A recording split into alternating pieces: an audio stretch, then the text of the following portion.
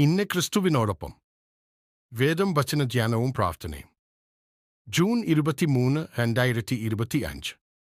ഇന്നത്തെ വേദവചന ധ്യാനത്തിനായി ആദ്യം ദൈവരാജ്യവും അവന്റെ നീതിയും അന്വേഷിക്കുവിൻ, അപ്പോൾ ഇതെല്ലാം നിങ്ങൾക്കും ലഭിക്കും. മത്തായി 6 33 വാക്യം.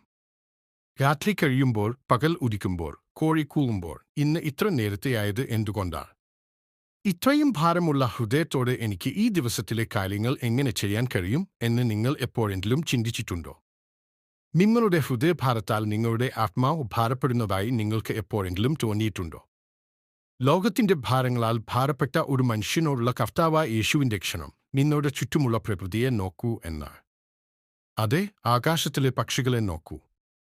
കർത്താവ് അവയെ പോറ്റുന്നു. കാട്ടുപൂക്കളെ നോക്കുകയാണെങ്കിൽ അവയെ വസ്ത്രം ധരിക്കുന്നത് അവനാണ്. അവ എപ്പോഴെങ്കിലും സ്വന്തം ആവശ്യങ്ങളെക്കുറിച്ച് വിഷമിക്കുന്നുണ്ടോ? സൃഷ്ടിയിലെ ഏറ്റവും ലളിതമായ കാര്യങ്ങൾക്കായി കരുതുന്ന നമ്മുടെ സ്നേഹനിധിയായ ദൈവം തന്റെ സ്വരൂപത്തിലും സൃഷ്ടിയുടെ പരമോന്നത രൂപത്തിലും സൃഷ്ടിക്കപ്പെട്ട നിങ്ങളെ ശ്രദ്ധിക്കാതെ വിടുമോ? കർത്താവ് നമ്മെ പരിപാലിക്കുമെന്ന് വാഗ്ദാനം ചെയ്തിരിക്കുന്നതിനാൽ നമുക്ക് മടിയന്മാരായിരിക്കാനും ഒന്നും ചെയ്യാതിരിക്കാനും കഴിയില്ല. അവൻ അലസതയെ സ്നേഹിക്കുന്നവനല്ല, മടിയന്റെ കൈകൾ പ്രവർത്തിക്കാൻ വിസമ്മതിക്കുന്നു. അവന്റെ ആഗ്രഹം അവനെ കൊല്ലുന്നു. സദൃശവാക്യങ്ങൾ 21 25 വാക്യം. പക്ഷികൾ പോലും ഭക്ഷണം തേടണം, പൂക്കൾ പോലും അവയുടെ വേരുകൾ വെള്ളത്തിന്റെ അരികിലേക്ക് നീട്ടണം.